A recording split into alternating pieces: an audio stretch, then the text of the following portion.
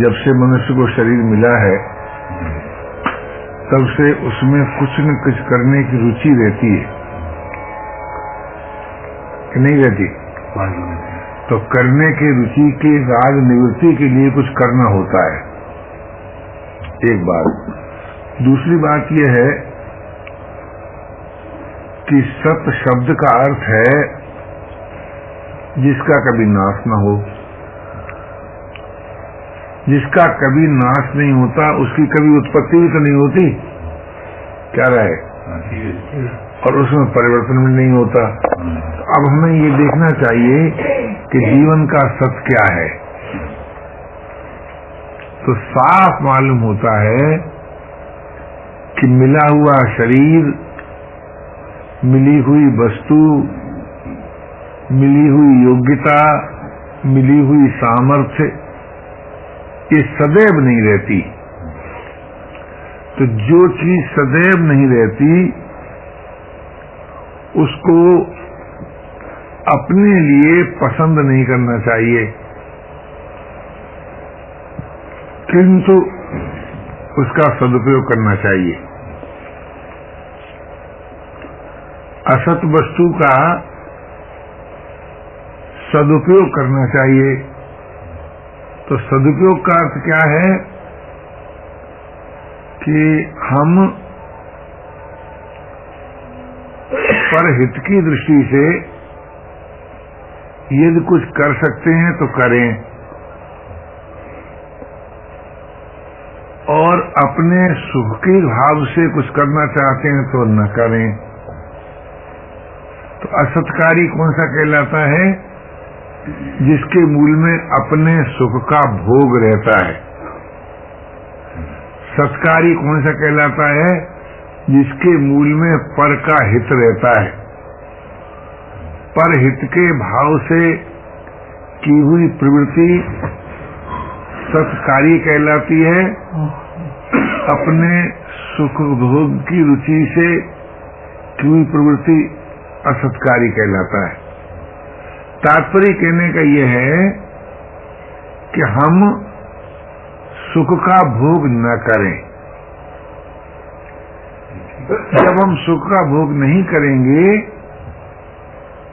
तो दुख से छूट जाएंगे। अब दुख से छूटने के लिए कोई श्रमसाध्य उपाय अपेक्षित नहीं हुआ, केवल सुख का भोग न करें। क्यों भाई, क्या हानि सुख भोग से? कि सुख भोग हमें पराधीनता में आबद्ध करता है, और जब हम पराधीनता में आबद्ध हो जाते हैं तो अनेक प्रकार के अभाव, अशांति और निरस्ता आने लगती है। क्यों आने लगती है? कि पराश्रय और परिश्रम के द्वारा हमें कभी भी ऐसा जीवन नहीं मिल सकता या नहीं मिला है जिसका कभी नाश न हो। अगर हम उस वस्तु योग्यता सामर्थ्य का उपयोग पर सेवा में करें तो सेवा का अंत हमेशा त्याग में होता है, और भोग का अंत त्याग में नहीं होता। त्याग का अर्थ यह है कि जो अपने से भिन्न है उसकी हमको अपेक्षा न रहे। हम अपने में अपने जीवन का अनुभव करें, हम अपने में अपने प्रेमास्पद को पा जाएं, अपने में जीवन पा जाएं, प्रेमास्पद को पा जाएं। ये एक मौलिक मनुष्य की मांग है, क्योंकि जो अपने में होगा वो कभी अपने से अलग नहीं होगा। अर्थात ऐसा योग जो वियोग से रहित है, अगर हमको प्राप्त हो जाए तो हम बड़ी सुगमता पूर्वक अमर जीवन से, स्वाधीन जीवन से, रसरूप जीवन से अभिन्न हो सकते हैं। अब जिसका वियोग न हो उसको संयोग कहते हैं क्या? क्या राय है? बोलो। है? तो संयोग वियोग से रहित नित्य योग हमारी मांग है। ये मांग संयोग की रुचि को नाश करती है, और संयोग है ही, ये मैं सोचिएगा, संयोग को नाश करती है, संयोग की रुचि को नाश करती है। तो संयोग का उपयोग है सेवा में, उसका फल है त्याग, उसका फल है प्रेम। तो सेवा, त्याग, प्रेम, ये जीवन का सत्य है। अब सेवा का वास्तविक स्वरूप क्या है, इस पर अगर हम विचार करें तो हम सर्वांश में बुराई रहित हो जाए, अर्थात बुराई न करें। तब क्या होगा कि तब हम भले हो जाएंगे और फिर स्वभाव से भलाई होने लगेगी। जब स्वभाव से भलाई होने लगती है तो सृष्टि की ओर से सम्मान मिलने लगता है, आदर मिलने लगता है, हमारी सुविधाएं दूसरे लोग सोचने लगते हैं।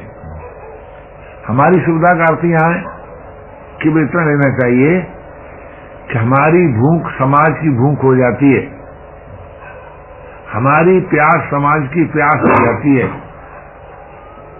हमारी शारीरिक आवश्यकता हमारी न रहकर समाज उसे अपनी आवश्यकता अनुभव कर लेता है, और हम किसी ऐसी आवश्यकता से जो पराश्रय से पूरी हो, परिश्रम से पूरी हो, मुक्त हो जाते हैं, और हम फिर सदा के लिए हरि आश्रय और विश्राम से अभिन्न होते हैं। यानी हरि आश्रय से हम अभिन्न होते हैं, विश्राम से हम अभिन्न होते हैं, और जब हरि आश्रय और विश्राम प्राप्त हो जाता है तो फिर उसका कभी वियोग नहीं होता। आप विचार करके देखिए, परमात्मा उसे नहीं कहते जिससे हम कभी अलग हो सकें अथवा जो हमसे अलग हो सके, उसका नाम परमात्मा नहीं है। विश्राम उसे नहीं कहते जो स्थायी न हो, अखंड न हो। विश्राम भी अखंड है, प्रभु का योग भी अखंड है, अविनाशी है। तो इससे ये सिद्ध हुआ कि विश्राम से और हरि आश्रय से जीवन मिलता है, और किसी प्रकार जीवन मिलता होगा इसका हमको कोई अनुभव नहीं है। आप लोगों को अगर किसी अन्य प्रकार से जीवन मिला हो तो आप बताइए। अब आप सोचिए कि विश्राम के लिए आवश्यक कार्य करना होगा या नहीं? क्या राय है? आवश्यक कार्य को हम पकड़े रहें, पूरा न करें तो विश्राम मिलेगा जी? कभी नहीं मिलेगा। और आवश्यक कार्य करने में क्या हमें कभी भी असमर्थता का अनुभव होता है?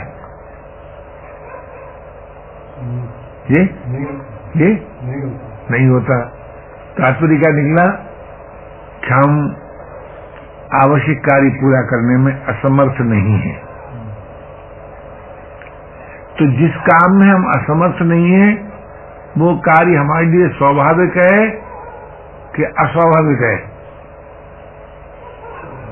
जी स्वाभाविक है। आवश्यक कार्य कौन जरूर? आवश्यक कार्य उसे कहते हैं कि जिसके करने में आपको कोई कठिनाई नहीं है, उसको आवश्यक कार्य कहते हैं। जैसे आप विचार करके देखिए कि आप में करने की रुचि है और उसकी सामर्थ्य है, तो आप उसको पूरा करने में आपको क्या उलझन होगी? जी हाँ, एक बात है, अगर आप भोग करेंगे तो आपसे आवश्यक कार्य पूरा नहीं होगा। भोग से क्या होता है कि मनुष्य असमर्थता की ओर और पराधीनता की ओर उत्तरोत्तर बढ़ता जाता है, उत्तरोत्तर उलझता जाता है असमर्थता में और पराधीनता में। लेकिन आवश्यक कर्तव्य में स्वभाव से कार्य के अंत में विश्राम से अभिन्न होता है, और विश्राम हमें अपने में अपने प्रेम आस्पद से मिला देता है। विश्राम की बड़ी भारी विचित्रता है कि यदि हमें विश्राम प्राप्त हो जाए तो हम अपने में अपने उस जीवन को जिसका कभी नाश नहीं होता, जिसमें जड़ता नहीं है अपितु चेतना है और जो रसरूप है, ये विश्राम उसका उपाय है। और आपने जीवन में देखा होगा कि जब कोई आप काम करते हैं तो उसका आरंभ न करने की स्थिति से होता है कि करने की स्थिति से होता है? अच्छा, अंत उसका किसमें होता है? तो विश्राम कार्य के आरंभ से पूर्व भी है और कार्य के अंत में भी है। जो चीज आदि और अंत में हो वो रहती मध्य में भी है, ऐसा विचारशीलों का मत है। अतः विश्राम हम सबको स्वभाव से नित्य प्राप्त है और विश्राम में जीवन है। पराधीन रह करके विश्राम प्राप्त नहीं होता। अगर आप किसी मेरे संकल्प को पूरा करते हैं तो आपको पराधीनता का अनुभव होता है क्या? और जब अपने संकल्प को पूरा करते हैं तब स्वाधीनता का अनुभव होता है क्या? जी नहीं होता ना। तो पराधीनता कब तक रहती है? जब तक हमारा अपना कोई संकल्प है। और पराधीनता का नाश कब होता है? कि जब हम किसी दूसरे के उस संकल्प को जिसके पूरे करने में समर्थ हैं, अथवा जो ज्ञान के विरुद्ध नहीं है, सामर्थ्य और ज्ञान के अनुसार दूसरों के संकल्प को पूरा करना, ये सेवा कहलाती है।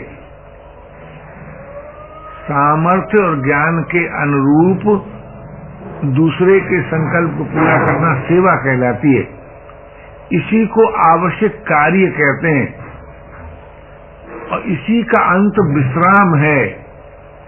और विश्राम में अलौकिक, अनुपम, अद्वितीय, रसरूप चिन्मय जीवन है। अलौकिक जीवन विश्राम में है और किसी में नहीं है। और विश्राम चाहे कोई कितना ही गतिशील हो, गति का उद्गम और गति का अंत स्थिरता में होता है। ऐसा नहीं होता कि गति से गति पैदा हो, गति में विलीन हो। होता है क्या? ये गति का उद्गम स्थिरता है, गति का अंत स्थिरता है। इसलिए हमें यदि कार्य के अंत में स्वभाव से विश्राम प्राप्त होता है, हम शांत होते हैं, तो हम स्वाधीन भी होते हैं, और स्वाधीन होते हैं तो अमर भी होते हैं। अमर होते हैं तो रसरूप जीवन भी मिलता है। ये सब एक के बाद एक है ही। इस दृष्टि से अगर हम और आप विचार करें तो हमें विश्राम के लिए आवश्यक कार्य करना चाहिए। अगर उस कार्य के पीछे भगवत संबंध है तो भगवत प्रेम मिलेगा। यदि हमने भगवत संबंध स्वीकार नहीं किया और केवल कर्तव्य बुद्धि से कार्य किया तो करने के राग की निवृत्ति से स्वाधीनता मिलेगी। और अगर पर पीड़ा से पीड़ित होकर के कार्य किया तो विश्राम मिलेगा। तो विश्राम, स्वाधीनता और प्रेम, ये तीनों जीवन के मौलिक तत्व हैं। विश्राम का भी कभी नाश नहीं होता, स्वाधीनता का भी कभी नाश नहीं होता, और प्रेम का भी कभी नाश नहीं होता। अगर ये बात आपको अपना सत्य मालूम हो, जीवन का सत्य मालूम हो, तो हमारे हृदय में विश्राम, स्वाधीनता और प्रेम की मांग होनी चाहिए। और उस मांग की पूर्ति के लिए हमें आवश्यक श्रम करना चाहिए, लेकिन अचाह होकर श्रम करें। किसी कामना को लेकर श्रम न करें, निष्काम होकर श्रम करें, कर्तव्य बुद्धि से श्रम करें, भगवत नाते श्रम करें। अगर इस तरह से आप आवश्यक कार्य करते हैं तो भगवत नाते किया हुआ कार्य भगवान की पूजा कहलाता है। और विश्राम के लिए किया हुआ कार्य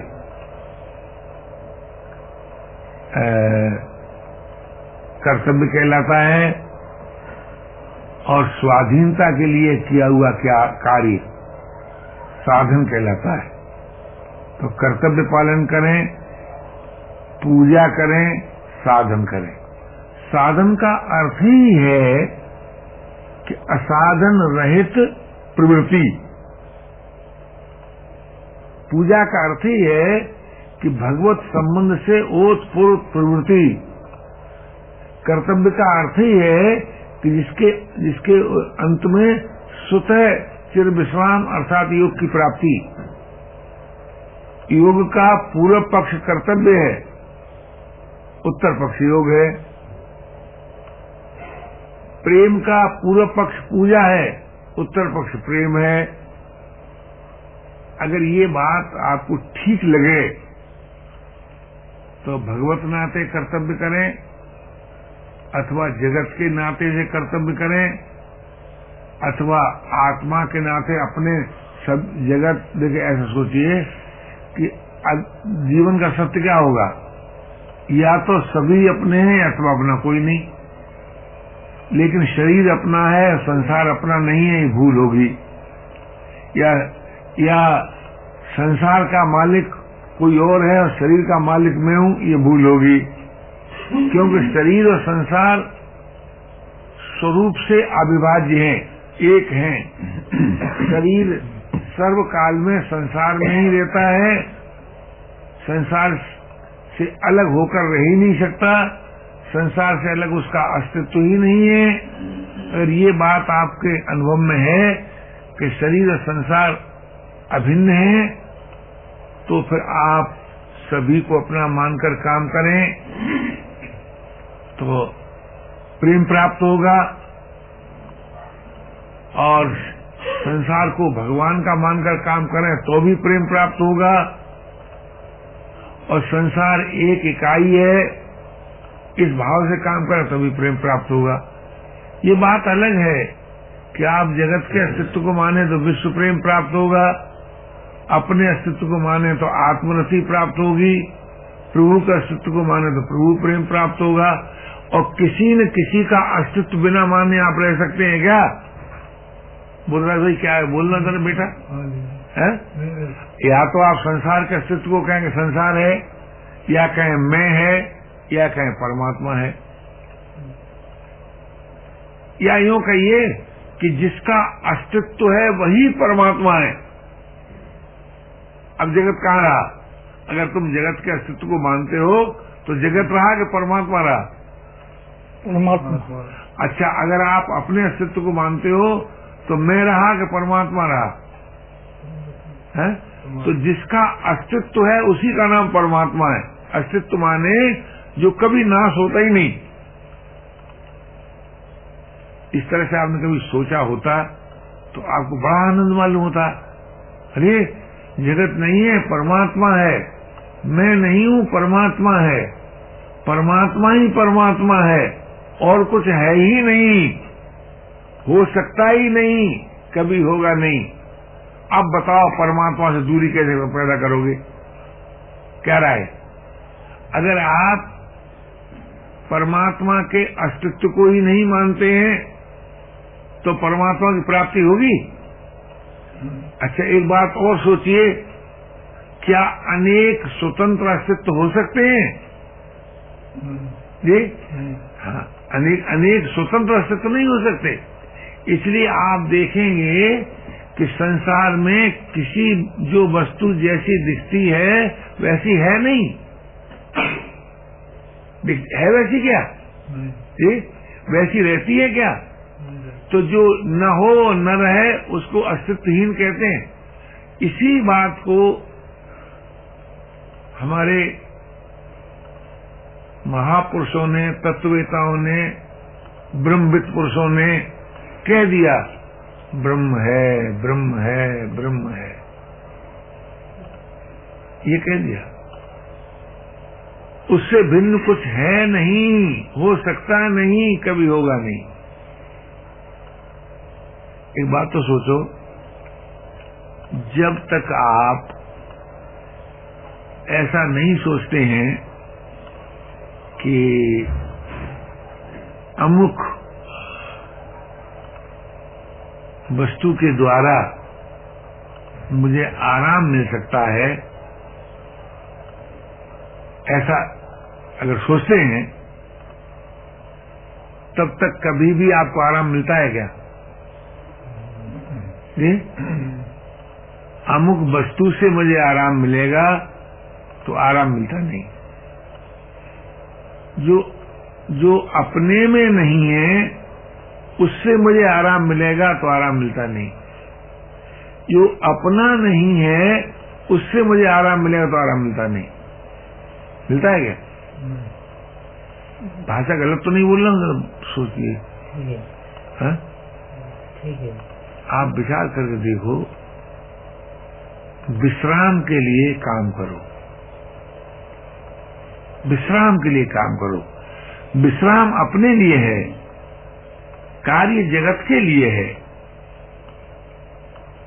जब हम अपने लिए विश्राम को पसंद करते हैं, देखिए यह एक बात बड़ी गंभीर है, विचारणीय। विश्राम और आलस्य, इन दोनों बड़ा भेद है। आलसी पुरुष जो होता है वो उत्तरोत्तर अकर्मण्यता में आबद्ध होता जाता है, और जो अकर्मण्य होता है वो व्यर्थ चिंतन में आबद्ध होता है। व्यर्थ चिंतन उसी में ज्यादा होता है जो अकर्मण्य है, और जो अपने कर्तव्य में लगा है उसमें, उसके जीवन में व्यर्थ चिंतन होता नहीं। और जब व्यर्थ चिंतन नहीं होता है तब अपने आप सार्थक चिंतन उदय होता है, चाहे वो जिज्ञासा का रूप धारण करे, चाहे वो प्रियता का रूप धारण करे। भगवत लालसा का रूप धारण कर ले अथवा तत्व जिज्ञासा का रूप धारण कर ले।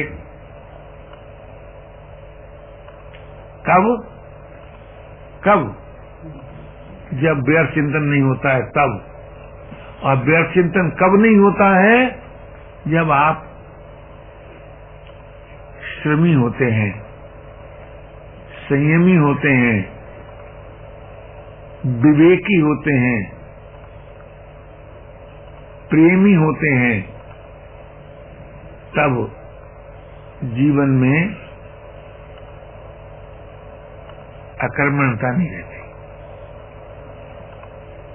श्रमी, संयमी, विवेकी और प्रेमी, जब ये चारों बातें आ जाती हैं तब निर्भिमानता भी आ जाती है। और जब निर्भिमानता आ जाती है तब समता भी आ जाती है। और जब समता आ जाती है तो प्रसन्नता भी आ जाती है। समता है तो प्रसन्नता भी है। तो मैं ये आपसे निवेदन कर रहा था कि हमें अकर्मण्य नहीं होना चाहिए। जो कर सकते हैं, जो करना चाहिए वो करके, करने के राग से रहित होके। देखो, हमारा शरीर से तादात्म्य कब होता है? जब हम कुछ करते हैं। क्यों भाई? शरीर से तादात्म्य, जब बोलता हूं तो वाणी से तादात्म्य होता है कि नहीं? जब आप सुनते हैं तो स्रोतों से आपका तादात्म्य होता है कि नहीं? जब आप देखते हैं तो आंख से तादात्म्य होता है कि नहीं? जब आप सोचते हैं तो मस्तिष्क से तादात्म्य होता है कि नहीं? इसलिए सेवा का महत्व बहुत बड़ा है। मानव शासन की प्रणाली में तो यहां तक कहा है कि अगर आप कुछ करने की सोचते ही हैं तो सेवा करने की सोचिए। अगर आपके दिमाग में आता है हमें कुछ करना है तो वही सेवा कीजिए, और नहीं तो अचाह हो जाइए, अकिंचन हो जाइए, शरणागत हो जाइए। अगर परमात्मा का अस्तित्व मानते हैं तो शरणागत हो जाइए, अपना अस्तित्व मानते हैं तो अचाह और अकिंचन हो जाइए, और जगत का अस्तित्व मानते हैं तो सेवा कीजिए। जगत का अस्तित्व मानकर अगर आप सेवा नहीं करेंगे तो विश्राम नहीं मिलेगा। अपना अस्तित्व मान करके अगर आप अचाह और अकिंचन नहीं होंगे तो विश्राम नहीं मिलेगा। परमात्मा का अस्तित्व मान करके अगर आप